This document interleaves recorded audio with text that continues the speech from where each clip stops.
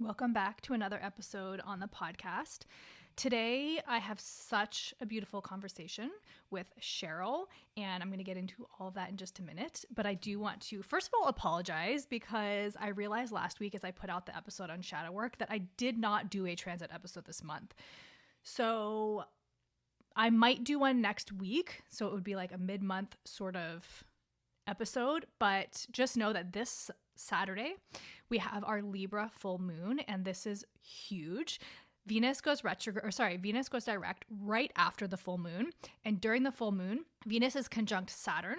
So this is really bringing in some structures. This is sort of this energy that, you know, some people talk about. This is breakup energy. This is letting things go energy, and it is those things.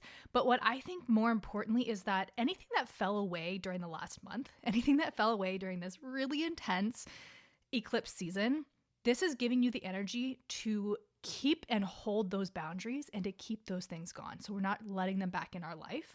Because I was listening to a podcast too this morning, David Guillaume, and he was talking about this is such a huge energy to really bring in your manifestations, right? We have an Aries sun, we have a Libra moon. The sun is conjunct Chiron, so it is going to bring up a lot of our deep-seated woundings, right? Chiron is our core wounds. And we can't really, what I've learned along my journey is you can't really change Chiron. It's this energy of acceptance. It's like our shadows, sort of like last week's episode. When we accept our shadows, then we begin to be able to transmute it. And the biggest thing with Chiron is that when we accept our shadows and then we begin to help others in that same area, we're healing them and we're healing ourselves. So the healing work comes from using that pain to help others. And I think a lot of people get into, a lot of people in the healer space will say, get into it because of their own suffering and because of their own pain and because of the journey that they've come, that they're able to help others because they so deeply understand that work. And it's really, really beautiful. So this week, again, we have this full moon coming up. Next week, I might do a really brief transit episode for the final end of the month. It's, the energy is going to loosen up a little bit. It's been super, super intense. Like, it's been wild. The last month has felt like 6 months, like really, really, really intense. So it's kind of like already feeling a little bit better. If you didn't listen to last week's episode, go ahead and listen to it because it was really good. But it's all about shadow work, how to do the shadow work. This is something that's really been coming up for me a lot lately, is really moving through that and accepting and not fighting. And just a lot of rewiring my subconscious has been coming up massively, right? How we can do this, how we can think more positive thoughts, how we can support ourselves, how we can really manifest the life that we desire, right? I was sitting there in my email yesterday, and it was like every other email was like, don't do this, or you should be doing this, or this is why this isn't working. And I was like, holy shit, you guys, like this is so not oversaturated, but we're bombarded from everywhere telling us what to do. And the thing is, yes, all of that advice is so beautiful and it works for someone, but it doesn't all mean that it works for you. And what happens is our attention is constantly, well, this person says this, and this person says this, and this person says this, and this person says this, right? There are generally a core set of rules. And this is part of my personal rule book, I guess, my own, something I follow. But when I was going to school for photography, I've always been, really interested in art. And for a long time, I think my Mars in Capricorn was like, we got to follow the rules, right? We got to follow every single rule that's set out for us. But when I was learning photography, something that was said in one of my classes was like, you really have to understand the reason. So you don't have to be, especially for anything, unless you're being a doctor or a lawyer or something like that, you really don't need a degree.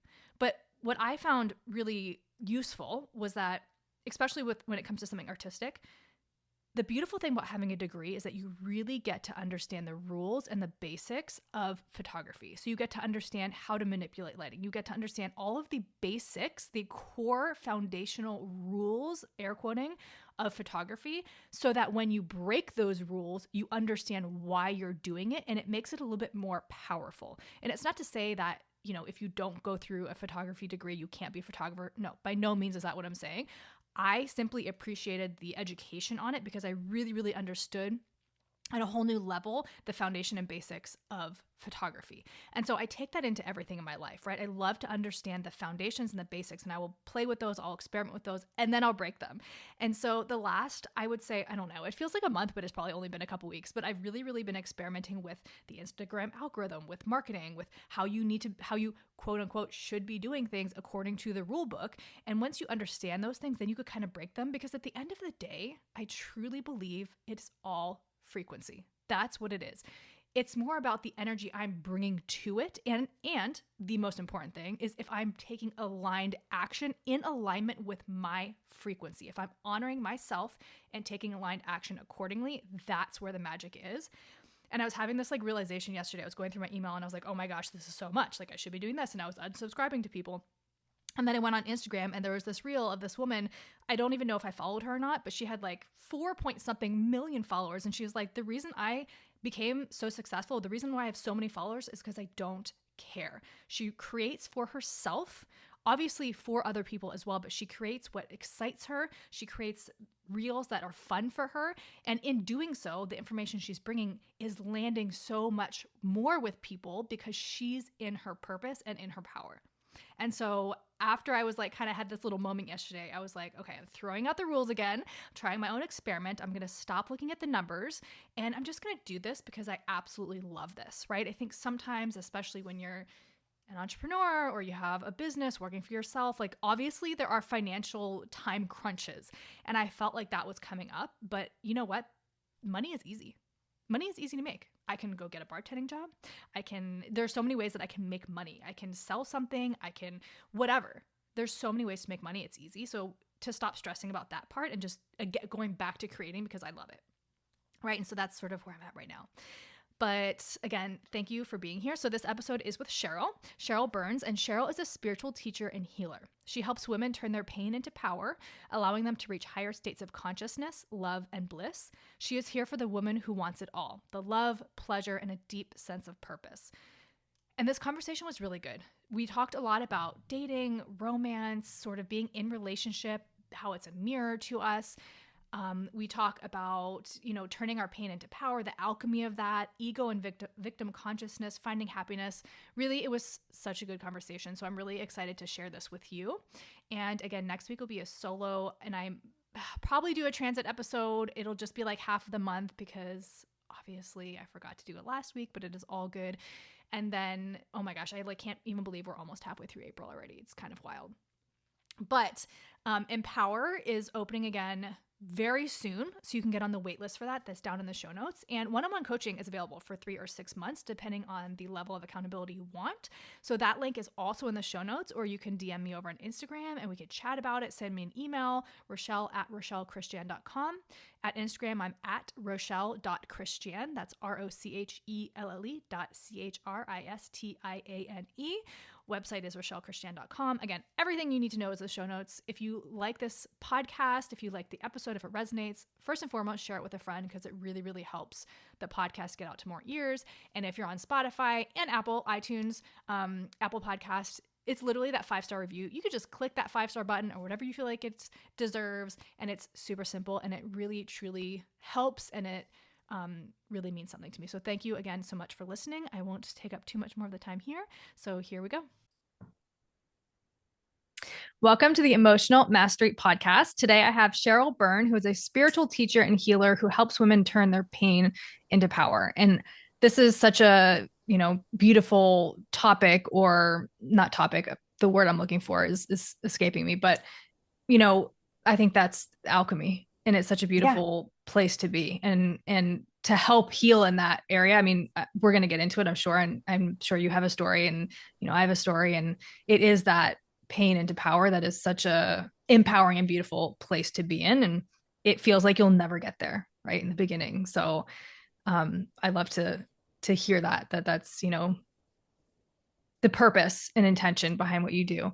So we'll start. I'm just going to hand the floor to you for you to really, introduce yourself and kind of share as much or as little as you like about your story, any pivotal moments that kind of got you to where you are now. Thanks so much. And thanks so much for this opportunity. I'm excited for this Yeah. conversation. I love that you mentioned alchemy because that's what it is. And I Mhm. think it was last year that I realized, wow, this is actually what I specialize in. I've spent so long, and I think people in this purpose-led world, we can try and be like, what am I? What do I do? And it can be so hard to pin ourselves into one thing because I have so many different modalities that I use to work with people. But essentially, it is that it's inner alchemy, allowing women to access the depths of their soul and seeing everything that they've been through in this life has been for a reason. And we learn through contrast. And a lot of people have experienced things that they may perceive as negative, but really, I'm here to teach them that that's exactly what's meant to catapult you into the reality that you want, to show you the contrast in, like, there is polarity there. There's polarity on this earth. And it's like, well, if the opposite is happening, the opposite is there for you as well, that you can really tap into. And I guess to tie in my piece and my story of how I got here to doing this work is about 7 years ago, I was in a relationship, thought this was the person I was going to marry, thought I was going to have kids with him. We were living together, beautiful home. It looked picture perfect. And then the rug was pulled out from underneath me when he broke up with me. And I thought it was the worst thing that ever happened to me. But it was really the catalyst for my growth because I went to therapy. I had been in therapy for a while, and I think I had years ago been in therapy as well, but this was the thing. Like, this was the thing that literally I thought, like, if that didn't break me, nothing's going to break me. That was the thing that I was like determined to try and uncover why my life was the way it was. I was really in victim consciousness at that point. I really thought I was dealt an unlucky hand in this life. I was like, everybody else is like getting married, having kids, doing all these things. And what is wrong with me? Why is it not working for me? And when I delved deeper into therapy for me first was just to survive. It was literally for me to survive. Because when I dug deeper and deeper, I started seeing the patterns that I had all throughout my life that I didn't face up to and wasn't conscious of. I had seasons of depression, suicidal ideations, anxiety 24/7, and I just didn't realize it. And the deeper and deeper I went into therapy, I started getting more into personal development as well. And my therapist at the time, through many years of seeing her, was like, I just want you to go do something that wasn't with the friendship circle that I had been with because they were doing their own thing. And rightly so. Everyone has to look out for themselves. But it meant that I spent a lot of time alone and the loneliness creeped in. And through this, I ended up just delving into personal development, started getting deeper and deeper into spirituality. Didn't even realize I was getting into spirituality. I was meditating for my anxiety. And then I started connecting with angels and having all these like outer body experiences that just felt so good. And then I suppose I was drawn into the world of manifestation because, let's call a spade a spade. I was like, I still want my husband. I still want these external things. So I just delved deeper and deeper into it. And I had started my business and I didn't realize it took a couple of years in to actually realize all the unresolved trauma from that relationship came up. And I suppose that I didn't have a choice because it was within my body. It was like I had cleared all the anxiety out of my body. And then all of a sudden, through nightmares, night terrors started happening again because they had been happening when I was in the relationship. But it was like I didn't see it. I had rose tinted glasses on and I thought like my life would be perfect if that person just took me back. He kept coming in and out of my life for 2 years. And then it was like something hit me. It was like that relationship was so toxic.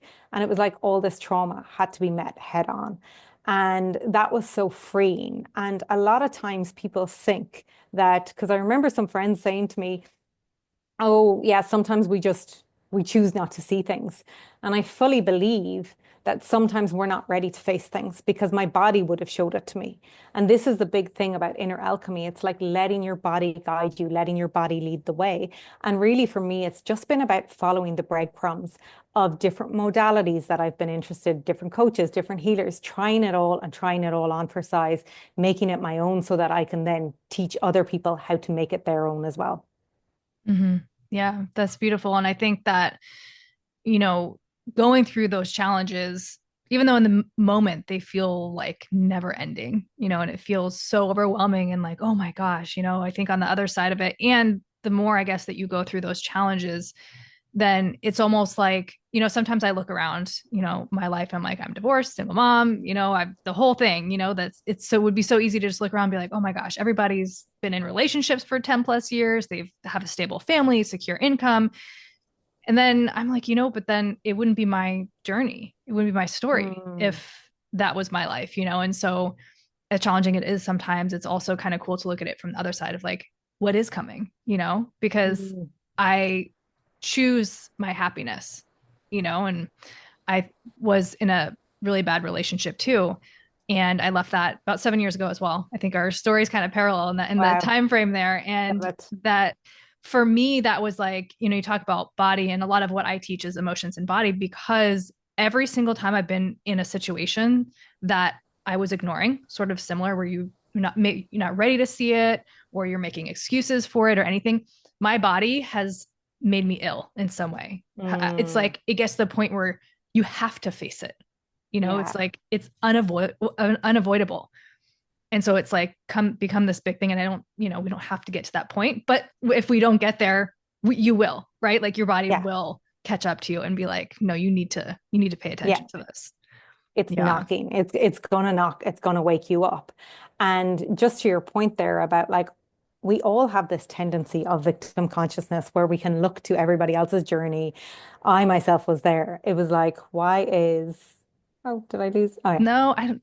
Sorry, it's my camera for some reason. Oh, that's okay. See if We're it we're stays. still on audio. Um, we can all look to everybody else and think everybody else has it figured and everybody else's journey is better. And that's the thing the ego does. It likes to keep us in separation from Mhm. everybody. So we can look to our family, we can look to our best friends and think they have it better than us. And we're all on our own journey and we have to trust in our soul's journey. And we'll never fully know what our soul is here to actually take us on this path for. We have, and we can get into that a bit later if the conversation goes that way, our soul purpose. But it's like we'll never fully know what's here for us in this moment. But we have to trust that my journey is my journey, and the what I'm making it mean about me is what my ego is making it mean, because nothing has meaning but the meaning we give it. Mhm. And I remember going into a deep somatic practice when I was still holding on to the victim consciousness of I'm in suffering because my person isn't here yet. I'm in pain. And I went into a practice and I got the download as clear as day. It's not that the person, the man isn't here. It's the story that you're giving yourself that he's not here. And that's what's keeping you in suffering. Mhm. I was like, oh, okay, I'm holding on to this story because I have clients that come to me who, like us, have had the toxic relationships, who are single moms as well. I'm not a single mom, but some of them are single moms. Some of them don't have children. So it's like the single moms are battling with being single moms. There is single women battling with, will I ever have children? And then there's also the people who are in partnership that are kind of like, I have too much going on in my life to be able to start the business. Like, so everybody has their own story. And it's until we come into deep acceptance of this is my journey. Your journey is your journey. And yes, we're all here to teach each other something. The divinity is within all of us.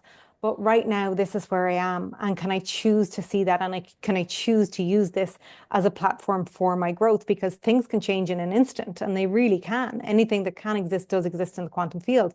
And really, when we're getting so entangled in this reality of I'm stuck here, I have no place to move, I can't go anywhere, we don't open up the windows of possibility for the universe to deliver what we actually want into our lives. Mhm. Yeah, and that's such a powerful place to be in. Like I try and do that. I try and zoom out when I'm feeling those things, because what really opened me up to is when you think, like you said, your ego is always, well, they have it this way and their life is like this and theirs is like this. Everybody has that. So Yeah. even the life that some days I'm like, oh my gosh, I can't believe I'm 38 and my life is like this. Somebody else is looking from the inside out, being like, man, I wish I had that for whatever aspect of it, and so Yeah. the ability to zoom out and yeah, detach from that narrative, and to be able to Mm, choose and be like, I don't choose that, because yeah, your reality is your perspective. What you see what was it? I think it was Henry Ford that said, if you believe or you don't believe, Yeah. either way, you're right. And I Yeah. tell my kids that all the time. My kids will be like, I can't do it. I said, well, if you can't, then you can't. But if you believe that you can, you will, trying to have that like reframe, because it really is powerful to realize that we're all connected, because we're all thinking the same thing, just on different Yeah. levels of Well, it. we're all connected. Like we're all Mm-hmm. connected to one another, and it's the collective consciousness. What are we putting out to the universe? And exactly that Henry Ford quote, it's literally like, if from a spiritual lens, it's very much like God has granted us all, and whether it's God, whether it's source, whatever way people like to reframe it, I use them interchangeably, but it's like God is so loving and has gifted you free will.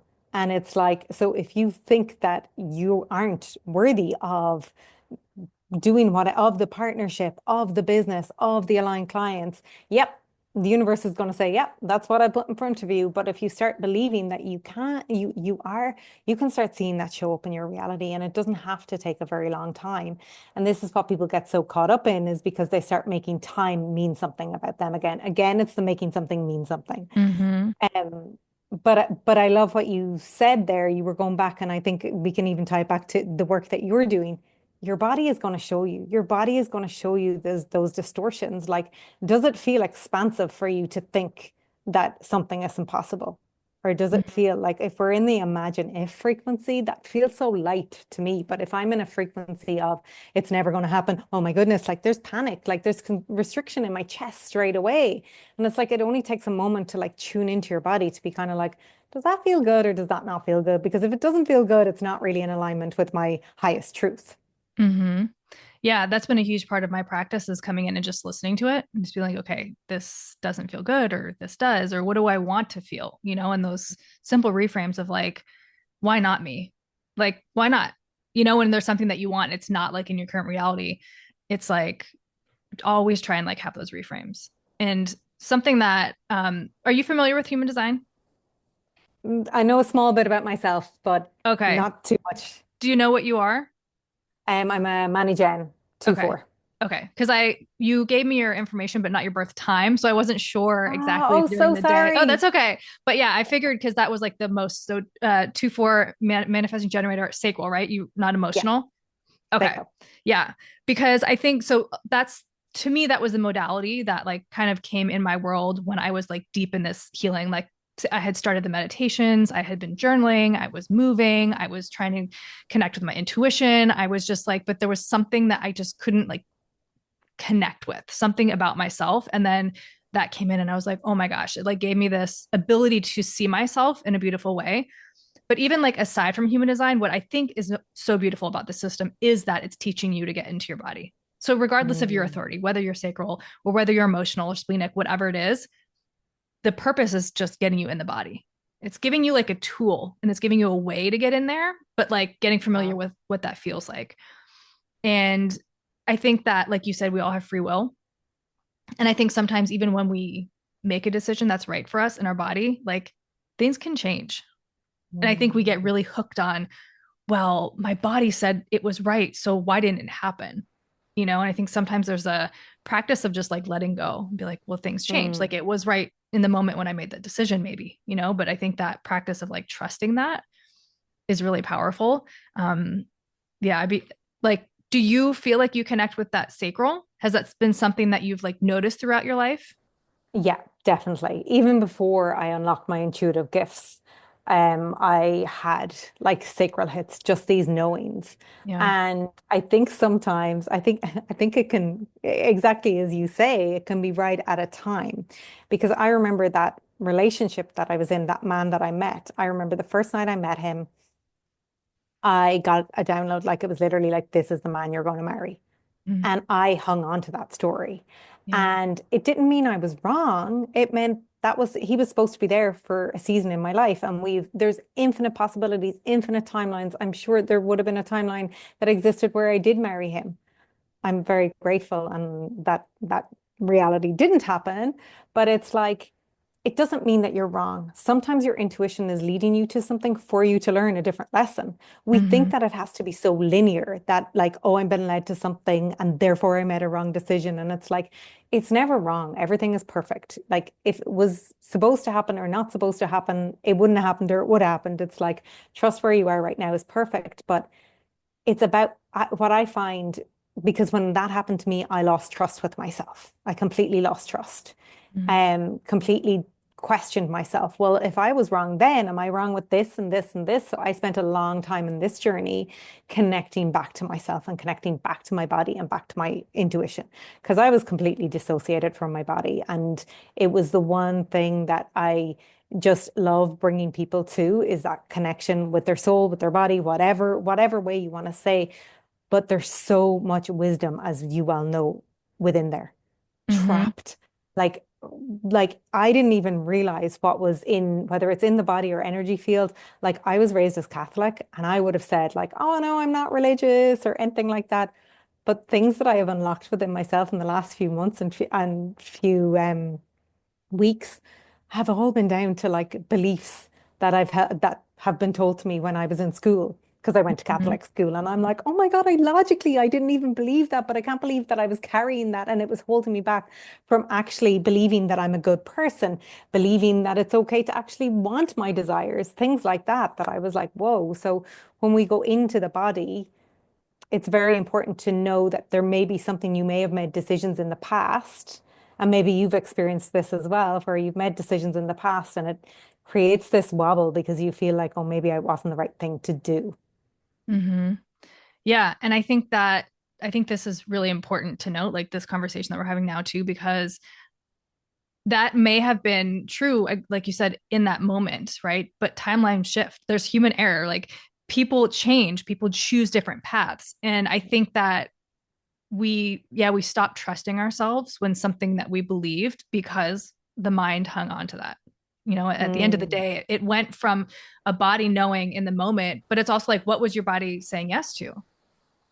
Was it saying yes to whatever you were doing in that moment that felt really good? It was saying yes to him in that moment that felt good. But like, that's like keeping to check in with yourself and tune into yourself. Like, and I'm emotional authority. So my okay. knowing takes a little bit longer.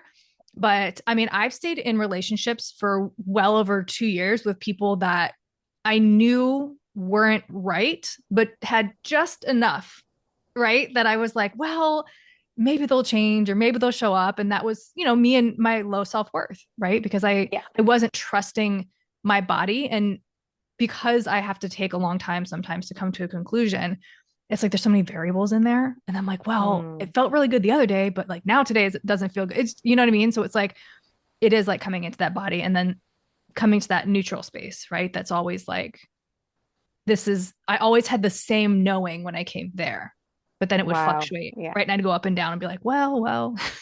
Yeah.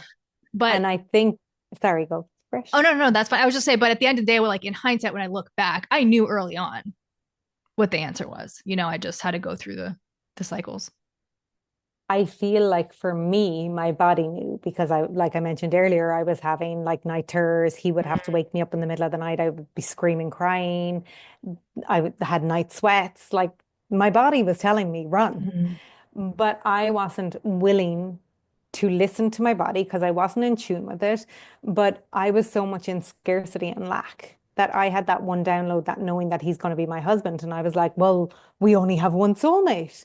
And if I leave him, where does that leave me? I'm going to be alone forever. I'm whatever. I'm in my 30s. I'm not going to have kids, all of these things. And it was all, so anytime that I went there with my mind, my whole body was like, panic, panic, panic. So I wasn't like expanded enough in my awareness of the truth of this universe, of the universe being abundant, of us having many soulmates, of thinking that like you don't need to.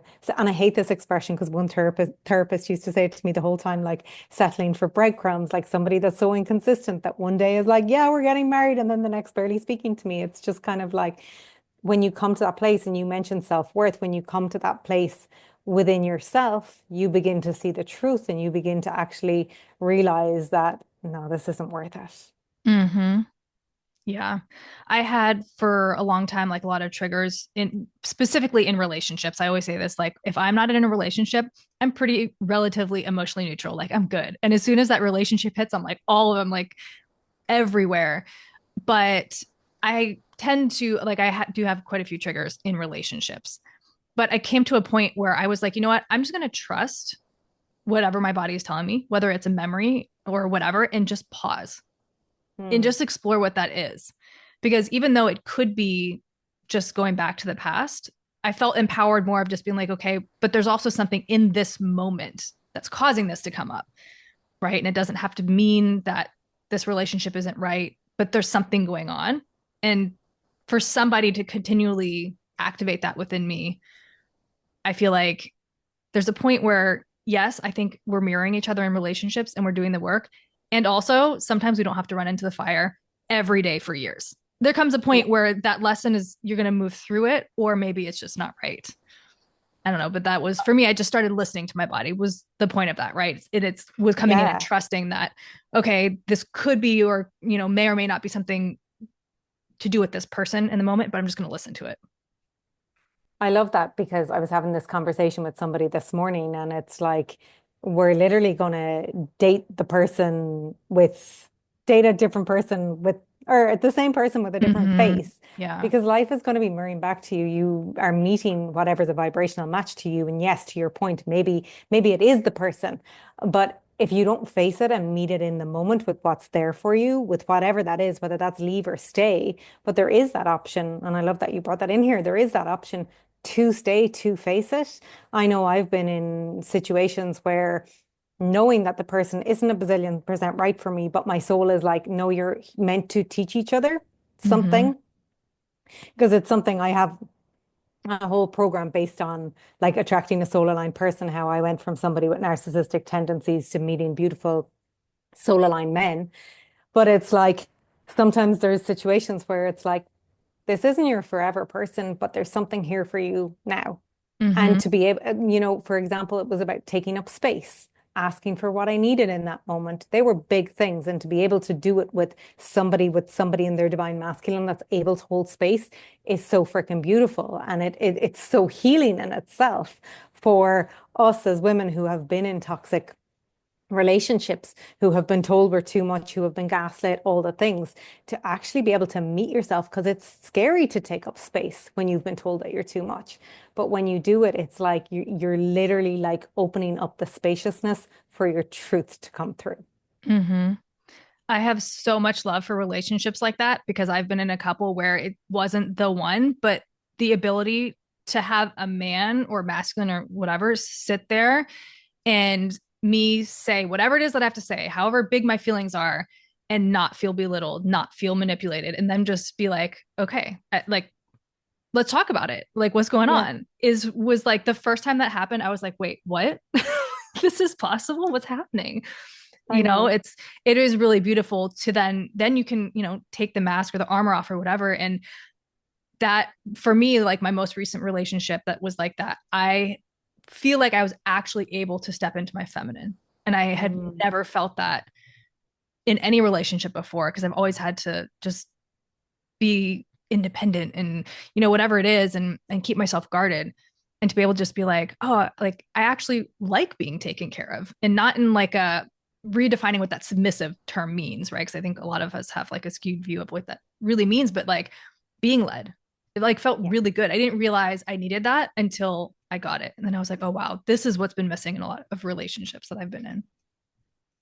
But it's so like it's all of the polarity teachings. It's like so many women are waiting to meet this masculine man, but they're showing up in their masculine. So it's not Mm, possible to draw in that masculine man if you have that armor up that you yeah. mentioned. That armor up, it's like, how do you think that somebody is going to, because back to we're meeting somebody that's a vibrational match to us. And a lot of times people think that that's, oh, as in outwardly, like whether they're successful or whether they have a house or things like that. And I meet people that are with that have been with narcissistic partners, and they're like, but how am I a match to that? Like that's somebody that shows up being calculated, or but it's like underneath it all, somebody that's going around hurting somebody else. their self-worth isn't good. Their Mm-hmm. self-worth, they're not solidified in themselves. So it's like we're attracting from that vibrational state. So it's not possible to meet somebody in that divine masculine if we're so protected and guarded and worried about being hurt, because this is a big thing as well. I remember navigating a season in my life where I was calling in lovely men, but they were like really safe. And it was like, okay, and I see this with clients the whole time now. It's like, yeah, they're just not that amazing or whatever. And it's like, well, because you're protecting yourself, you're not fully willing to open your heart up and let those barriers down because you're so afraid that the person's going to leave. And it's really like, well, if you want big love in your life, you have to let those barriers down. You have to let yourself be seen, vulnerabilities, flaws, and all. Because at the end of the day, if that person was to walk out the door in the morning, you're not supposed to be okay. With these barriers up, it's almost like, oh, I'm going to be okay if they leave. I'll be fine. I know. Yeah, I know. We're all okay. Like for anybody single out there, yeah, you've been through a lot. It's like, but we don't need to put up these. It's not about like you needing a person or not needing a person. You're complete and you're whole as you are. But it's this desire for human connection. And what you mentioned before, that person mirroring you from a spiritual level, this is so much more about your evolution and growth. You being in divine union with another person is literally them mirroring back pieces of you so that you can grow and evolve. So Mm-hmm. it's like there's this sometimes there's this distortion in thinking that like it's wrong to want the person or something external. It's not about the person giving you the happiness or anything. It's because they're meant to mirror things back to you for you to look at. Mm-hmm. Yeah. And I think a lot of times in, relationships, I completely lost what I was going to say. I like started saying it. This sentence just like escaped my mind. That It was a happens to me all the dynamic. time. It was a dynamic we were talking about within relationships. Um, Oh, I remember what it was. What you were talking about, like being in safe, like with safe people.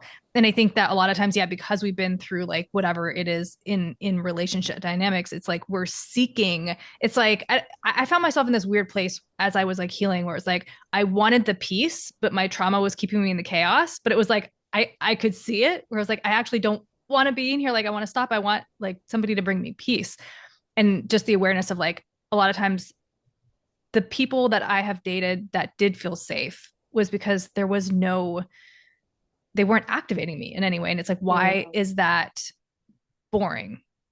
Like I think that we do label that, well, he's just boring. And it's like, he's just activating your trauma, yeah. And so, and that in itself, like those relationships that I've decided to explore, like that in itself is confronting. So I'm like, well, Mm, who am I without all this stuff? Like, who can I show up and be? yeah. So it's so interesting relationships and dating and everything because it's like each new person I find just there's a different mirror, there's a different layer, and it's like everyone I feel like gets better and better because I've learned something from the one before, right? And then it's just a beautiful evolution of yourself. Mm. It really is, and it just brings me back to something that we were talking about earlier on, with the Henry Ford thing or whoever it was with Mhm. that quote, like life mirroring it back, because there's so many people that are going, there's no good men out there, there's no good women, and it's like they're all this, they're all that, and it's like, well, if you're going to generalize, that's what's going to be mirrored back to you. You're going to get that Mhm. proven to you over and over again. And it's not about like just flipping a switch and being like, everybody's amazing. But it's like, can you open your mindset up a little bit? And for me, what I had to do was I had to start following men on social media like Lewis Howes, Jay Shetty, John Wineland, David Data, like men who are more in their masculine so that I could see that it was possible. And then the more and more I did the internal shifts on myself and broaden my perspective, the more and more those men started showing up. Mhm. Yeah, that's so powerful. Do you know Lacey Phillips and her work? No. To be okay. Well, anyway, just what you were saying, she's a manifestation coach, but part of her process is finding expanders, just like you said, like you're finding people or relationships or situations that show your subconscious mind that it is possible. And exactly like you said, you see it and then you're doing the work and then you're able to call those into your reality because now you believe that that's possible, Yeah. and that's so powerful. And yeah, it's such a cool place to be. Totally. And I love you said that you believe it's possible, because I think a lot of people get tripped up here, and I used to get tripped up here as well. It's not about believing that 100%. Like sometimes you have that belief in self and that deep knowing that something's going to happen. But oftentimes it's not about like that 100% knowing it's going to happen, but it's believing it's possible for you. Mm-hmm. Because when you don't believe it's possible, you just close off that possibility even coming in. But it's about, as you said, the expander, just allowing yourself, just even for a moment, to go, wouldn't it be fun? Or imagine if this happened, and Mm-hmm. allowing yourself to even slowly, gently go there. Mm-hmm. Yeah, that belief is everything. Yeah. Mm. So going back a little bit to like when you kind of opened yourself up to like your spiritual gifts. So it's a kind of a layered question, or maybe like a two-part question. What would you consider to be your gifts? And also, before that point, were you experiencing them at all, or was it something that just like kind of came online during that phase of your life? No, I hadn't been experiencing them at all. I had started doing different courses, different manifestation courses. I had done coaching certifications. So I knew that I was starting like a coaching business. I think I probably started a coaching business, hadn't really taken off or anything. And then one day I heard, and this manifestation course was all about like trusting. So I was developing a deeper sense of trust within myself. And then on a podcast, I heard a spiritual teacher speaking, and I was like, I need to work with her. Had never heard her speak before, and I was like, I need to work with her. And I went on her website, and she had these like soul mentors on her website, and I got that knowing I'm going to be on that website. Still had no idea what her course actually was. Booked into a call with her, and I knew that from reading about her course, it was to unlock your intuitive gifts, to teach you how to read energy, to teach you the Akashic records and different healings, like past life healings. Um, I can't even remember all the healings because I feel like I've done so much since then. But it was just following that nudge. And on that call with her, I literally was like, I don't know about this, because reading energy, I went in intuitive a few times. I had no interest in reading energy. Like, I was like, I don't want to go there. That's a bit out there for me. Like, no freaking way. And she had like three levels of courses. And this course I was talking to about was level three. And she was like, maybe you should come and do level one. And I was like, no, if I'm doing anything, it's level three. I just knew within me. Mm. And I didn't have that much trust built in myself. This, like I said, it was just the little things. Making this decision literally changed my life, though, because it was literally following that nudge and realizing at the time it made no sense. I was doing a second coaching certification. I was in my 9 to 5. I was doing the manifestation course. It was, it was a lot of money for me at the time. There was a lot of reasons why my ego would have said not to do it, but I did it. The first few weeks in that course, I was like, what the hell? Like, what am I doing here? There's so many gifted people. A lot of them had done levels one and levels two. They had already met their spirit guides. A lot of them were Reiki practitioners. And I was just like, what in the world am I doing here? And then within about like 2 weeks, 2 to 3 weeks, something clicked. I don't know what it was. I just started getting information. My channel just opened up. I started getting information. I still laugh at this because one of my friends who did the course as well, another time was like, I still haven't met my spirit guides. I'm like, either have I. And I remember in my first exam, it was like, well, Cheryl, where are you getting the information? And like, is it your spirit guide? And I was like, I don't know. The information's just coming. That's the thing. When we unlock these things, they can become so easy. They just started flowing through me. And just since then, like I started doing energy readings, building healings into my energy and my readings as well. I do energy activations. I do somatic work with clients, inner child. Like I use so many different modalities, but for me, it's not necessarily about, oh, this is a modality, not unless it's a course or program. But say if I'm doing one-to-one work with somebody or in a mastermind space, it's literally, I meet you where you're at. I meet your soul. Mm. And I would say that one of the best things about my gifts is I see your ego and I see your soul.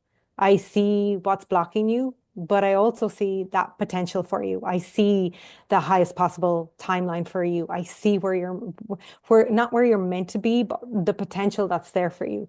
Whether it's writing the book, whether it's on stage speaking, whether it's helping millions of people, whatever it is, I see that for you.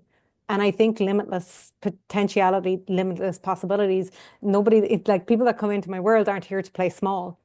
And it's like through the intuitive gifts, I'm led, their soul leads me. A lot of my work is about bringing somebody on a journey so that they too, they get to access the wisdom that's within them.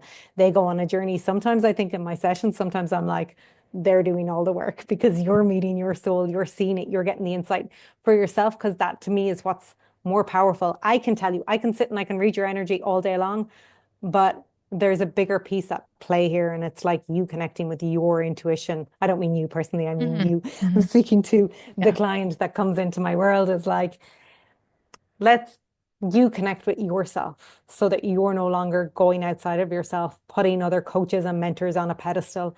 You connect with yourself so that you can bring your magic to the world. Because a lot of us who have been in toxic relationships, it's the gateway into spirituality. But I also feel like a lot of times the gateway into spirituality is the gateway into us living into our purpose, because we came here with a deep sense of purpose. And a lot of times we don't feel that level of fulfillment. Like for me, if the person had come, if the man had come a few years ago, I still wouldn't feel fulfilled in that. I'm here with a bigger mission.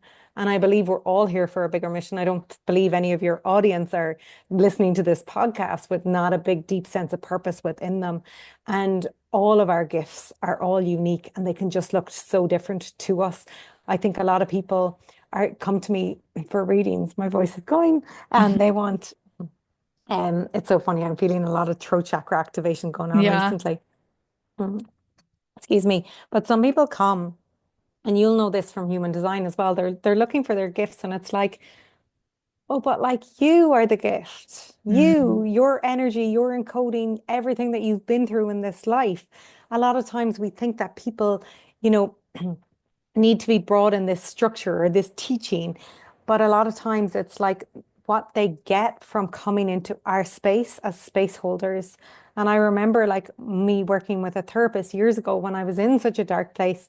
And I remember her saying to me, I was recommended by a friend to her, and I remember just sitting with her and she said to me, like, we'll get through this together, Cheryl. And it was the first time, like I think I'd probably been 2 or 3 years on that journey after the breakup. And it was the first time somebody said to me, we'll get through this together. It wasn't, you'll get through this. And sometimes that's what people need. So if there's anybody, I feel like this is just a message of, if you're feeling like your purpose, like you're looking for it and trying to find the modality, oftentimes it's not about a particular modality. You'll be led to the modality, but really it's about you, your energetic imprint. I love that. Yeah. And I think that, human design too, when I start sessions, I remind people that you're already whole. Like this isn't telling you what's missing or anything. And I think too, a lot of times we don't, like, our gifts are innate to us. And so I think we're chasing something that we see that somebody else, like I don't see like visions. I don't see like spirits, but that's something I'm always like, for me, my whole life was like, well, I'm not seeing ghosts. I'm not speaking to ghosts. So I must not have any sort of psychic gifts, right? My gift is emotions. My gift is feeling. Like I do see things in my mind, but it's not like anything that confuses me or so. The point being that I think we're always looking for something that isn't naturally already inside of us. And it's like if we just turn in and look like, oh wow, like feeling is actually my psychic power. And so it's like, now how do I refine that? Because that one I feel like is confusing. So it's just like this feeling and knowing, right? But then it's like, what?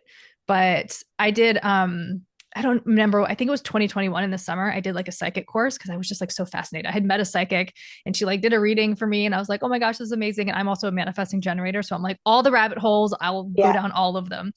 And I remember being in this class with so many like experienced psychics and I was like, what am I doing here? Why did I even join this? And so we like broke off and I just did this simple like described a rose. They asked me to describe it, like what it looked like, the texture. And I was reading this for somebody and I was like, how does this even make sense? And then like they asked a question and basically just asked me to describe like the feeling I was getting from the rose, right? And so I kind of did. And the person was like, you were spot on. And I'm like, what? How? Like, because it doesn't make sense, right? I think that's with all this conversation, with intuition, with our psychic abilities, with whatever it is, it's beyond logic. And we have to like come in and trust that. And to come into what is already within us and not like seek something outside of us, because just like the beginning of the conversation, the ego is always looking, well, they have this and they do this and but I can't do that, so that means I'm less than, and it's just Yeah. not true. But I love what you did, and you actually went, okay, that's my gift, and that's what I'm going to hone in on, because I think this is so important. When I was in that course that I did, I remember a girl saying she was insane at what she did. And I remember her saying to me, like, oh my goodness, like she could see amazing visions. She just was so gifted. And I remember her coming to me one day going, oh, I just wish that I had the connection with the angels like you do. I was like, what? I wish I, and it was just such a reminder. It's like we're all looking to other people going, what do you have? I don't have it. Whereas really it's that refinement of what do I know to be true about me? And can I just focus on that? And can I trust that all other things will come online? Because once you hone in on that, like that feeling thing, because for me, a lot of times it is that feeling, that knowing, or I used to sit and meditate before a reading and a lot of information had come through. Now for me, my calls is just typically I get on the calls. I may feel into the energy for a little bit before it, but the information will just flow through me. But it wasn't that way always. It started with me meditating for 30 minutes before the Mm, call, and it's just more things come online. And a lot of times, as you said, it doesn't make logical sense because I'm feeling in different groups that I'm leading in at the moment. I'm feeling for people that new gifts and new codes are coming online for them. And it's just this reminder that sometimes the gifts and codes are actually a frequency shift. So you don't actually, if you were to try and go make sense of it, you couldn't. mm, And why try and make sense of it? Like, why try and actually control the thing?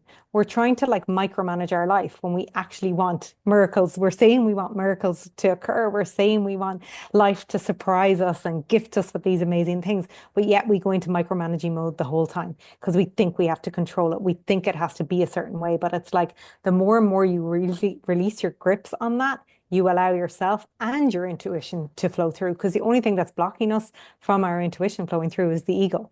When mm, we were kids, like we had so much access to our intuition. And then we were told, no, no, you'll never do that. That's for rich people, or we don't do this, or you don't do that, or all of these stories. And then they become encoded within us. And then life for me is really about uncoding those stories and calling bullshit on them all and coming back to our center. hmm I have a bit of a, I don't know if it's a funny story, but sort of tied into, our gifts and what we, I guess, what the ego wants or what we think that we want. I and this something that you said triggered it, where it's like like if I'm wanting a gift that you have, like maybe that's not something like, I don't know if handle is the right term that I'm looking for, but it's just I wouldn't be in a place to like receive it maybe. Mm. But when I was younger, I was this happened on my 25th birthday, the morning I woke up. But I remember like I had a friend that like saw ghosts, that like would speak to ghosts and spirits and stuff like that. And I was always like, oh man, like I don't experience that. That would be like, what would that be like? And I moved into a house and and it was clearly haunted. Like cupboards would be open, noises would go off. And the morning of my 25th birthday, I actually saw a ghost. And I remember sitting on my bed that night and I was like, I don't, this is no, like, I can't handle, I would not be able to walk around and see these. Like, this is not a part. So I like sat there and I was like, I know you don't want to hurt me, but like, I can't help you. Like, this is Yeah. not a place I'm willing to go. And I've never seen one ever again. But it's like that ability, like, we want something. And it's almost like the universe with its sense of humor is like, oh, that's what you want. Let's see how you'll be able to deal with that. Like, I couldn't day in and day out see that. My daughter sees things all the time. She sees shadows. She talks to things. Like, she's 14. And I'm like, does it scare you? She's like, no. I'm like, okay, then you Yeah, keep that that would there. terrify me. Yeah. That would Like, that terrify is me as not well. anything that I could do. I would literally not sleep. I think I'd be up all the I time. love that story though, because it's such a reminder of our free will as well. Mm, It's like I believe that we all have the potentiality to see, to feel, to hear, whatever, but it's like we shut it off. So it's like we can shut it off if we want to shut it off, but we can open it up if we want to open it yeah. up. Yeah. Well, I called my And friend that saw the ghosts after I saw that, and I was like hysterical. She's like, Rochelle, just go in your room and talk to it. She's like, just tell it you don't want to see talk it to it. anymore. Like, sage the house. She's like, if it gets really bad, call a priest, but like, just let it know. And so that's all I had to do was talk to it. But I was like, okay, it's just like, but yeah, it's funny. But going back to like, so when you're working with people in these sessions, you're so like you're seeing their gifts, or like how does that work like with the client? You're active, like not that you're activating it for them, but like you're experiencing it as well. Does that make sense, the question? So I will get, I think I know what you mean. I will see like a potential timeline for them. But ultimately, it's about free will. If I Yeah. say to somebody that, because I've had people before, I remember doing a past life journey with a client and she was activate, her hands were really activated. She was feeling things, she wasn't seeing Mm. things. And I knew straight away when we came out of the session, I was like, you're thinking you have to do a Reiki course. And she was like, yes. And I was like, do you want to do a Reiki course? And she was like, no. And I was like, well, then don't do a Reiki course. Just because you had that gift in another life doesn't mean you Mhm. need to do it. You can if you want, but if it doesn't light you up, don't do it. So a lot of times I will see people leading in certain ways, or I will get a hit of like, this is what you're here to do. But a lot of times it's about them, me guiding them on a journey so that they can see it for themselves, what they'd Mhm. actually like to be doing. I help them because a lot of times if the ego comes in for them, I'll be able to say, but do you actually see this, this, and this? It's like kind of if I bring somebody to a room and they see the nice things in the room, but they don't see the husband or they don't see the children behind them. I'm like, but do you feel a presence of anybody else here, that that potential is here for you too? So people are always surprised with what they actually see themselves or feel themselves. It doesn't matter which way it is. But my guidance is really around broadening them up to that infinite potentiality that they are, connecting them to the heart space, and actually leading them in the direction that they're here to go in. But ultimately, we free will. You can Mhm. choose whatever path to take that you want to take. Yeah. But we all have gifts. Yeah. So going back to that example of like the person who feels their palms tingling, right? And then they choose not to go into Reiki. Does that gift manifest in another way, or it's just kind of sitting there waiting for them to like activate it one day if they choose I to but or not? if they choose to, but what this person was already doing, this person was already an amazing coach. So it was like for me, it was very much this sense of, are you okay? And are you complete with what you're doing now? Are you happy with what you're doing now? And she was, but it was like what we were actually unlocking, I think, in that particular session was something got to do with, there was something blocking her in relation to her believing that she could be successful. So it was kind of like, okay, well, then we got to tap into, okay, where are you feeling the need to like get another skill? You can get another skill. Like I have upskilled so often. I've brought so many other modalities into my business. Like I'm sure you have too, but it's like where you are right now is perfect. The gifts and the wisdom you have right now is perfect. There is already somebody one step, 10 steps, 100 steps behind you. Sometimes I believe that, yes, there may be something we wish to do where we do wish to get a certification in something, but it's like, do you actually need that, or is it because you think you need it? And Mhm. where are you thinking that you need to unlock all of these crazy gifts before you show up and you serve? Because what I find is that more and more gifts come online, and it's all through trial and error. Like I will download like an amazing course, and there will be something in there that like I have never done before. But for me, it's like, well, if I channel the course and I channel the sales page, because sometimes I don't even know what I'm offering and I'm channeling the sales page and it's all coming through. And it's like, well, I guess we're doing that. I guess that's exactly. And time again, I've been proven that that's exactly what we do in that experience. But I myself have to lean into my trust and I myself have to lean into my gifts and trusting my abilities because I believe when we go into any launch or when we show something new to the world, we're up leveled. I will always teach something that I'm embodied in, but when I go into a launch, I'll be initiated into it again.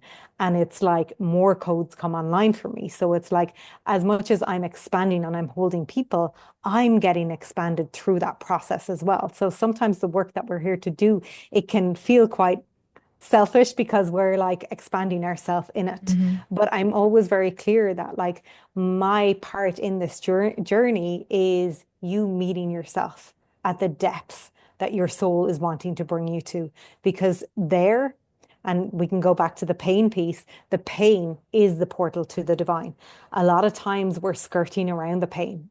It's when you actually go into the pain and you face it head on, it's like you obliterate it and you come into like this such a like amazing state of being that you're just at one with consciousness itself. And Mhm. from that place, you feel that unconditional love. I mean, better gift is there to feel unconditional love? So it's like we don't need to start unlocking all of these intuitive, crazy gifts to serve. Your one purpose on this earth is to know thyself as a creator. And how do you get to do that? You get to do that through meeting yourself with where you are right now. That's beautiful. What did that process look like for you as you were sort of turning all of these gifts on and coming into yourself and moving through that pain and exploring and deeply getting to know yourself? Like, was there, I know it's, multiple, but was there probably like one or like maybe two tools specifically that you like leaned into or that really supported you to come to this place of like there to then like writing a whole like sales page, just like channeling it all and like, not having to second guess or question your gifts? For me, the number one tool and what a lot of people hate is meditation. It really is. Yeah. Meditation, breath work, like that connection to self, it cannot like there is no other way. I mean, you can do all the courses, and I've been and this is probably a second thing, like I have been that person that has signed up to do all the courses. That's literally like, I'll do this course and I'll do this course and I'll do this course, almost like looking for somebody else's way, looking for the right way in which Mm-hmm. something is to be done. And there's never really a right way. There's a your way and there's other people's way. Mm-hmm. And what your soul is here for. And I believe a lot of us, particularly feminine essence beings, are here to do it the feminine way, not through pushing, not through forcing. So it's a complete paradigm shift. So for me, it has been balancing that, knowing when to meditate, knowing when to take that leap, knowing when to seek out support. Because we can become so much so like, okay, I say one thing and it's kind of contradictory because it's kind of like meditation and connecting with myself, but plus also getting the support when I feel I need the support. We're Mm-hmm. not meant to do this journey alone. So I think there's such an important piece for me in connecting with myself, but then also putting me in places and spaces that are going to expand me, expand my consciousness. So it's balancing the two because we don't want to go so internally focused where we're not showing up to life itself, because then we become so insular and we become ungrounded and we want to just live up in the higher chakras. I freaking love hanging out up there, hanging out with like other souls from other dimensions and all the things. Like it feels freaking amazing. It does. But what are we here for? Yes, we're spiritual beings having a human experience, but sometimes I myself need to be included that we're here in the spiritual realm for a reason and we're here for evolution and growth, but that means that we have to show up to life itself. And life can be enjoyable and you can savor the delicious moments of just having a smoothie or being outside in nature. It's not always about getting the big external manifestations, but in order for me to get to that place, I had to be willing to put myself in spaces and work with mentors who was going to push me outside of my comfort zone so that I could meet myself and be held. A lot of the things that I bring to my business are from the courses and mentors and healers that I've worked with because I've taken them on as my own, embodied them, and they became such core tools to my very existence that it's like I come to this place where I can't help but want to overflow and share those things with the world. And that's my vision and my hope for my clients as well, is that they get to go and they get to make my tools their own as well, because not everything's going to resonate with them. It's like taking it, we're not reinventing the wheel here. If you Mm-hmm. go back and you look at the Bible or you look at the Quran or any of those things, not that I've read those, but they're all saying the same thing. Mm-hmm. They're all saying we're all at one with each other. We're all connected to source. All you need is the faith of a mustard seed to create your reality. You're getting to know yourself as the creator. You're born worthy. And whatever desire you have in your heart, that is there for a reason. It's never about the external manifestation, but it doesn't mean your soul doesn't want you to have the external manifestation. The thing is the journey you become. Because I think of my journey that I wanted the partner, the husband. And what that led me to is actually finding this deep sense of purpose. So it might not be about the external manifestation, but the external manifestation does lead us to finding these deeper gifts, finding fulfillment within us. Mm-hmm. Does that answer your question? I Yeah, feel like I yeah, went. I think so. Yeah. So when let's say you're working with someone and they've found their purpose now, or like you said, Mm, I think that we all know it intuitively. Like we know what that like burning desire is, or, whatever you want to call it inside. But sometimes when we discover that, then we're like, wow, like how, first of all, imposter syndrome, like I mm. know I've experienced that so hard in my life where I'm like, who am I to talk about these things? Like I've only been doing it for so long. But like showing up in the world where maybe those things aren't valued, and how do you have that balance, and how do you let go of that ego, which I know, as we're doing the work in meditation and things like that, like the point is to be able to witness that and sort of like separate it from you and your decisions. But I mean, it does take effort to, and again, I just continuing to practice come into your body, but like it does take effort to come in there and be so like radically just like, this is it, you know, like what's the term I'm looking for? Not delusional, but kind of, right? To be like, this is the way and this is how I'm showing up and this is what I'm doing. Yeah, and I was working with a client on this yesterday as well because she was like, "Oh, I'm getting more into like not being as risk adverse and going like she's transitioning from like in the 9 to 5 and now is like business ideas. So she knows she's doing it, but she's like, okay, now it's weird because now I know that it's happening, but it's kind of weird and it's kind of like she was asking me like, how do you navigate that faith piece? And I was saying like for a long time, it's the delusion.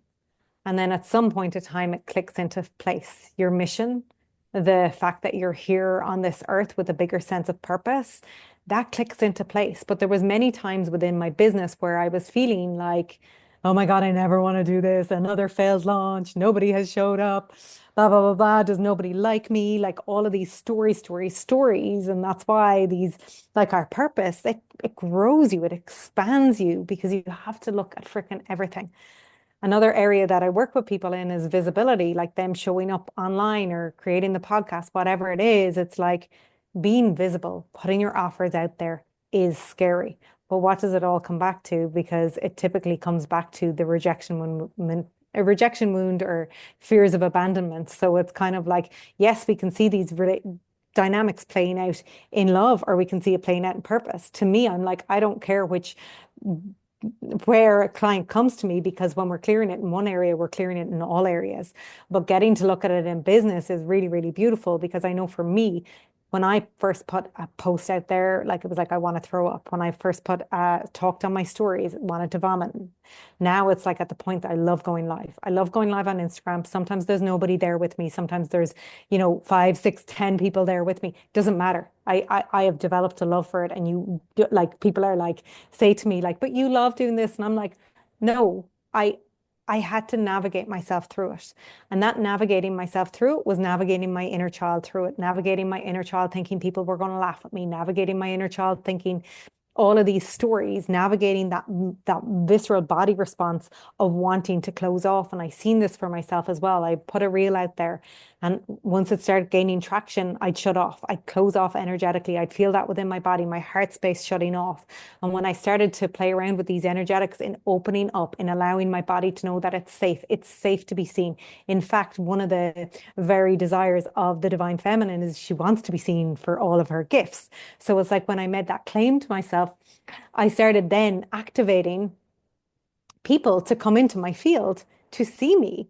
And it was like then my certain reels started going off. I started getting like, reels that were going to like 20,000 people, 30,000 people. And it was like my traction isn't up there at the moment, but definitely when I claimed that desire, those things started happening. And I was like, wow, like this, not that it's about the external, but the expansiveness that I could feel within my field, within my heart space felt amazing.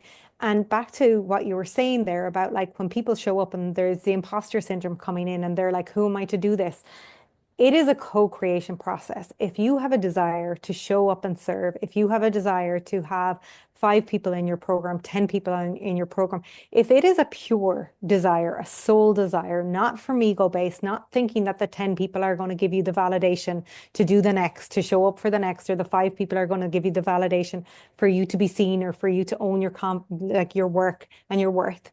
But if it's pure, I desire to show up and I desire to call 10 people into my space and it's pure. those people are in your field because it's a co-creation process. So that desire has to be reciprocated. It has to be met. There is the other side of the coin is there. So it's all about connecting back to your truth to see what's your soul desire. Because once you claim that desire, you activate it within your field, and your higher self can start activating things like bringing things into your field, like not just the clients, but the actual ideas. So back to what you were asking me earlier, how did I get to that point of actually channeling my sales pages? It's because when I have a desire, oh, I want to create an offer, or sometimes it's not an offer. Sometimes I'll get a name and it'll come through. And then sometimes I'll be like, oh, I wonder what that is. And then someday it'll just start all landing. I might write notes on my phone. And then when I sit down, but it's like, I believe it's because I've claimed that desire that like I'm here to serve people. It activates something within the field, and then the ideas start coming through. And then it can be met, and the other people can feel my energy. I've had people come to work with me because they're like, I've been waiting to work with you, but the offer wasn't right. But that one that I saw. So this is the thing as well. Sometimes people think nobody's watching, nobody's listening. The amount of people have been like, I wanted to work with you, didn't feel right. Today it feels right. Mm. I think that's the power of that like Gen energy Mm, too, because I think that we think that we have to have like the one offer and the one thing. And, and that's such a struggle like in my business as well, where it's like, but I want to do this, and that.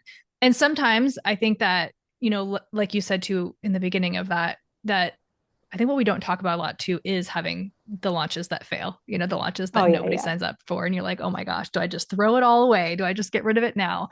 But also, like you said, like sometimes there'll be something that it's just not worded correctly, or it's just not the right offer for the people. Cause whoever you have in your space, like I mean, maybe not all of them are seeing every day, but they're watching, right? And they're there for a reason. And so it's like having that right, you know, opportunity, or even just the exposure long enough. Because I think sometimes we think like, oh, I'm going to do this for a week or 2 weeks and then nobody buys it and I'm just going to scratch it all and do something else. Sometimes it takes like that third or fourth launch for something to click, or for those people that have been waiting or kind of watching and maybe it's not the right time to then like step into it.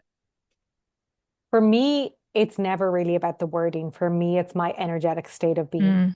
How am I being? How am I being in launches? Because in my failed launches, it's been like I've gone to the places of, well, nobody showed up on day one, therefore nobody's ever gonna. It's like those Yeah. possibilities. I cut Yeah. off those possibilities. Oh, there's nobody there. Nobody's gonna buy. Nobody likes me. Nobody blah blah blah, and all these stories. And it's about opening through those stories and allowing yourself to know what's possible. Those people can land in at any moment.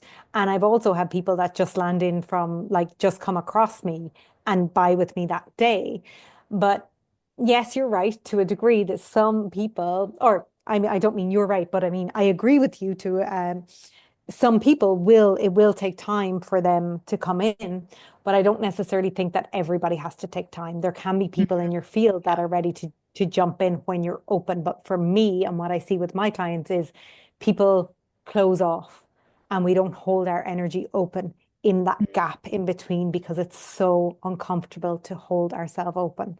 Like we're saying in the relationship conversation earlier, to be able to have a man witness you, but also to be able to have the world witness you and what stories come up for you when you're like, nobody's bought, nobody's bought. Does people think that I'm a fraud? Does nobody like my work? What are people thinking? Are people thinking, oh, she's still going and nobody's buying her work?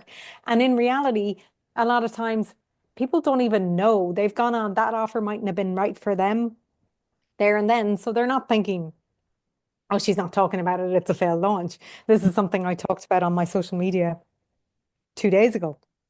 I'm like, I can't wait until like the idea comes through to do a program around launches because those failed launches have taught me Mm. so much about myself. Sometimes I've had launches that didn't work, and then I've had an idea come straight through for something else and it worked straight away. But a lot of time it was because I used to do things like I used to put out an offer and then I'd be like, okay, I did it in this exact way. So I'm going to do it this way. But the Gen energy, like I wasn't activated by it. I was thinking this is what worked for me. So I'm going to take this exact thing and I'm going to replicate it and do it again. But my energy wasn't behind it. So then it didn't work.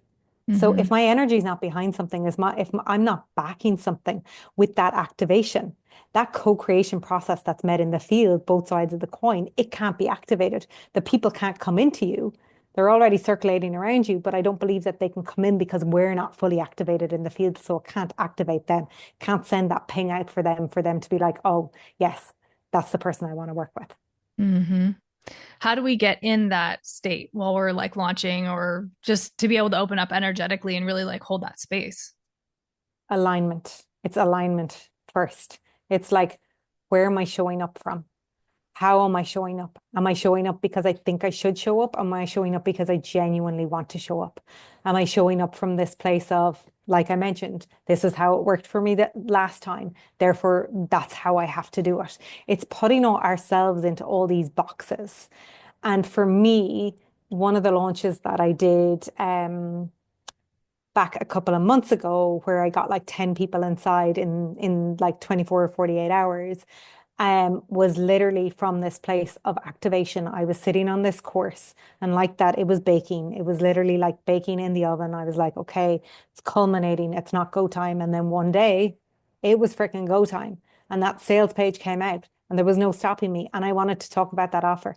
And I didn't want to talk about that offer because I just was like, I have to talk about this offer. I wanted to talk about this offer because it was about activating the goddess within. It was about activating that feminine frequency within, because I had all these new codes come online from goddess activations. And it was literally like, it is go time. I want to get this into the people's hands, because I want to get this into more women's hands, because more women need to bring forward their gifts. This power is ready to be unlocked within them. When you have that goddess energy within you, it's this fiery energy. It's literally like, I want to bring my gifts to the world because the world needs them, because there's magic in these gifts. And it's like, I was talking about it from that place of, I'm speaking about this because this is of service to you. I feel this so deeply for you. I feel that if you feel in alignment and in resonance for this offer, that's because it's for you, and trust that for you. It wasn't coming from a place of, I need to show up, or this is how I'm going to do it, or trying to be strategic in my logical mind. It was literally this passion within me, that fire that you talk about, that burning sensation of purpose. It was like, boom, it's go time. Come on, I'm ready to do this work. And it's about holding the spaciousness open. And the thing about the quantum field, when we get into that energy, it can be overwhelming on the nervous system, because when we activate the field, everything that can exist does exist there. So there's, what if it doesn't work out? What if it does work out? And everything in between. Mm-hmm. So you're holding a lot. You have to hold a lot. You have to be able to hold all. It feels so full. But it's like, can I hold the fact that maybe this launch isn't going to work for me? Maybe it is going to work for me. Like, I was holding, like, 100 people can come in, 10 people can come in. Nobody might want this offer. But what my side of the street was is, am I aligned? Does this offer feel in alignment for me? Can I be open for infinite possibilities? Can I be open for the universe surprising me? And from that way, me just looking after my alignment, because when we open up our alignment, like I said earlier, when we activate the field, the content flows through from then. We get the ideas to show up. We get the ideas to want to do a live. We get the ideas from that place. And from there, we're going to activate the response of those soul aligned people that are meant to come in and work with us. Mm-hmm. Yeah. And you're okay, regardless of what the outcome is. This is it. Yeah. We can't be basing our alignment. It's our personal power. We can't base our alignment on if things are working out. I mean, it'd be so easy if things were always working out for us. But it's like, who do you be in the moment where nobody is showing up on your Instagram? Yeah. Who do you be in those failed launches? I mean, I'm sure we all know people. I've done courses with people that, like, I'm like, see them amazingly gifted, and then they filter off the internet, and I'm like, where are they? They were so talented. And it's this piece of personal power, and this, like, purpose-led work. It expands our soul. So we are going to be pushed. We are going to be, and particularly for those of us who are here to teach, that, you know, we get to stand in our power, regardless of if the person comes in, regardless if the clients come in, regardless of what's happening on any given day. But it's like, you in your power, in your truth, knowing that you are worthy and deserving, no matter what the external looks like, and that you can find that peace and solitude within you, regardless of what's showing up in your external reality. Doesn't mean that you don't have desires, but it's like, can you see every failed launch, every time that you put an offer out there, that is there for a reason and that life is showing you something. And you may not be able to know in that moment what it's figuring out for you. Because I had something occur for me, and before I got on my mastermind call this morning, my mastermind is at like 4 a.m., the amazing time zones. And literally, I was like, I wonder why that didn't go in the way. And literally, I woke up this morning and I heard it clear as day. So if you're just open to like wondering why something is showing up for you, why something isn't working out for you, it will present it. But if it hasn't presented itself to you right now, maybe you're not meant to know. Maybe you're meant to be in the messy middle, in the discomfort of it not working out and trusting that there's still potential for it to work out. There's still people in your field.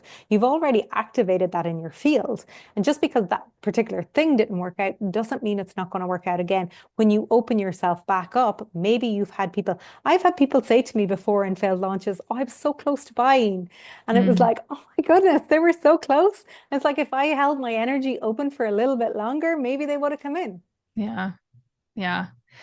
Yeah, I think that's I mean it's so powerful to like be connected with that purpose and that why, because in times like that, right? When you're not connected to it, then it's so easy to just be like that the coach or the teacher who just disappeared. You know, for whatever Yeah, reason. It's like it wasn't, I guess maybe the purpose was found elsewhere, right? But like exactly. continuing to move through that. And like we were kind of talking about earlier, expanders, seeing people who are like hugely, so for me, when I see someone who's successful and they'll talk about the beginning of their career, you know, and it's like, oh, I had like failed launch after failed launch after failed launch. And you're like, oh, wow. Like, and you kept going and you just pivoted and shifted and had ideas that came out. And I love that saying where it's like, if you have an idea, if you don't bring it to life, someone else is going to, because Oh, it wants yes. to come through by the universe, right? And the universe gave it to Yeah. you. And it's like, what are you going to do with it? Yeah. And it is a lot of that trust and openness. And like you said, that alignment to just, yeah, I guess like putting your trust in the universe and being there. And regardless of what happens, you know, being able to like hold like in your energy throughout that. Completely. Mm-hmm. And I think it's so relevant what you said there and what we were saying about people like the imposter syndrome. I remember people signing up to work with me for mentorship when I was in my 9 to 5 because they were particularly there. And I remember sending them on other mentors. I'm like, I'm working with this one. They were like, I can't resonate with that person. Mm-hmm. Like, she's just too far. She doesn't get it. She's not in the 9 to 5. And they were like, I was there thinking, people won't want to work with me because I haven't hit this income goal or I haven't whatever. I'm still in my 9 to 5. And it was like they could relate to me because I was in that. Same with the love and dating. People can relate to me because I haven't met my person yet. Like it's like if somebody, and I remember my teacher at the time, I was like, she did a lot on love and dating, and I was like, she's married with kids, and I was like, why would they come to me? And she's like, Cheryl, there's people coming to me now saying they don't relate to me. And I'm like, oh, that's so true. We can look at things and think that some people want to go to the bigger vision, the person at the top of the game. And a lot of times people want the more relatable person where they can actually be and show up in a mess. Because if we can't show up to our coaching or mentorship spaces in a mess, like where else can we show up in that way? It's like, I be real with all my clients, and a lot of my teachings are from personal lived experiences. And that's what people come back to me over and over again is like, I love how you shared your story because it makes it freaking relatable. Mm. Yeah. Yeah. And I think we're so often just comparing ourselves to other people and like, you know, with the TikTok ban that happened this weekend, you know, well in the US Yeah. at least, Yeah. when Yeah. everybody was like sharing all their secrets before it got shut down. I remember like watching one and she was just like the secret. She's like, I've had a corporate job this whole time. It's like, why don't you just tell people that? Oh There's my like God. nothing wrong with it, you know? And Yeah. but it's just interesting what comes out when, you know, they think that they're like everything's shutting down. But it's like, but wouldn't you be more, like you said, wouldn't you be more relatable if you were just admitting to that in the beginning, you know? A But billion percent. I think it's really hard. And I know from my own journey because like I meant, we were talking before I hit record. I was in Bali, I'm in Malaysia right now. And last year I went to Australia first. And, a lot of people were messaging me being like, you're living your dream. Like, that's so amazing. And really my journey to there was like, I had hit burnout. I was so worn out. My business had taken off, and then it took a nosedive because my energy had. I started closing off to possibilities. I started feeling tired. I started judging myself. Why is my person not here yet? Why is my business going downhill? And I had become so attached to the external, judging myself based on external, judging my worthiness based on the external. And it was a really, really difficult time for me. I didn't want to get on that flight to Australia. And people are messaging, been like, oh, you're living your dream, you're following your heart, woohoo. And I'm like crying in a corner, doing like so many somatics on myself, trying to cultivate that safety within my body. And it, for months I didn't want to speak to that because I was just kind of like, I can't speak to it. And I had to wait until I had come through it. But then when I spoke out about it, like people were so, oh my God, there was people, clients reaching out to me, being like, I had no idea you were going through that and you still held me so beautifully. And I felt like it was so important that I spoke out about it because it was like such a huge part of my journey in actually finding peace without the external, like personal power that we were speaking to there. Me finding after going through like many seasons, like I said, of depression, suicidal ideation, for me actually to find that happiness within myself because I thought that it wasn't possible. I had a reading with somebody back when I was training, and it was about my starseed origins and hearing, you know, you just find it difficult on this earth and you're going to find it difficult on this earth. And for me, that piece of wisdom, information was so powerful for me to have in the moment because it released pressure. I was in a shame cycle. I was feeling guilty. If anybody else died or was killed, and people were saying it's so sad, and I was like, I don't even want to be here. Like, and then I was feeling so like a piece of shit basically, right, for not wanting to be here. And then throughout like last year, I started having this thing of like, how about if I don't have to believe that story anymore? How about if I start actually believing that I'm meant to be here? My body started pinging. My body started being like, ooh, because I was like, I feel like I'm meant to do big things here. I feel like I feel like I'm meant to be on stages. I feel like I'm meant to write books. And I always had those feelings, but I was like, yeah, but what if your soul isn't actually going to check out until you do those things? So are you really going to be miserable? And I want to use those words kindly because I wasn't really beating up on myself here, but I was kind of like, ooh, what if you actually got to enjoy this life? And it was like, holy shit, I never thought, like, I can't believe at this age, I'm thinking like, what if it's actually possible that you enjoy this life? And from that, like from my journey of like going to Bali, like the freedom that came, but it was literally me cultivating safety within my body because I didn't feel safe to be in my body because of these stories I was telling myself, because of past heartache, because of past trauma. But it was like life led me there. But it was like on Instagram for a certain amount of time, people were thinking I was living my dream. And I wasn't out there being like, woohoo, I'm living my dream. I was trying to be like, own my truth, but I didn't want to speak to it until I had like come through on the other side. But I just think it's really important for those of us who are in this space to speak to our clients and let them know that we can be a mess too, that it's not always perfect. It's not always messy. Chances are sometimes on Instagram, I might put a somatic practice on there, but for the most part, I'm not putting a somatic practice on there. I'm not putting me crying in breath work this morning on there. I'm not putting those things on there not because I have something to hide, but because I'm real and I'm messy and I don't necessarily think of, oh, I'm going to put the camera out here for me to do it. If I get the call, I will. But like, it's like life is beautiful, but it's raw and it's messy. And this is why my work is inner alchemy, turning pain into power, because we have to be willing to go into the depths of our shadows to break through on the other side. So it is messy. And even if you're in the depths of messy things, I guarantee you, when you come through it on the other side, somebody is going to show up in your world and you're going to be like, I know how to navigate that situation. I was in that a week ago. I was in that a month ago. I was in that a year ago. There will be somebody there, or many people there for you to serve with your story, with your wisdom that you've come out on the other side. That's so good. Yeah. Thank you so much for sharing your story and all of your wisdom. This has been such a good conversation. Is there anything else that you feel called to share or that you feel like we didn't touch on that you want to make sure you speak to? I feel like we've had such an amazing conversation, but I just want to feel if there's anything coming through for the audience that are listening.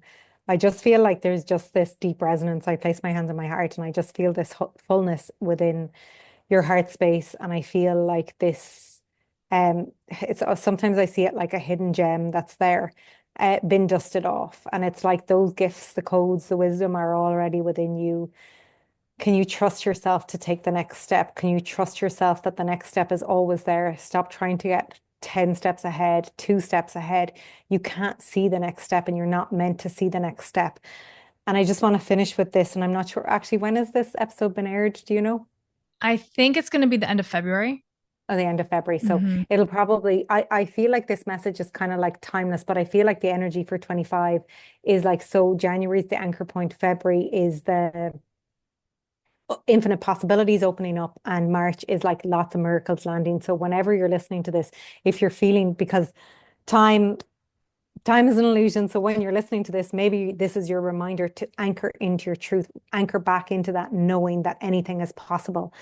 When you get to this place, opportunities will start opening up for you. They may not look like how you think they are going to look for you, because you're not going to know. It may feel like an opportunity opens up in a different area of your life, but trust that that seed is planted, and then very soon afterwards things are going to, but like if you're in the messy middle right now, trust it. It's there for you. Anchor into your truth, into your power, come into a place of personal power, and it's all going to work out. It's Mm-hmm. already done. Beautiful. Thank you so much. How can people find you and how can they work with you? I hang out mostly on Instagram, and that's Cheryl Burn 555, and my website is cherylburn555.com. Yeah, Thank you so much. This has been such a beautiful conversation. I've yeah, thank thoroughly you so enjoyed much. I've it. loved it.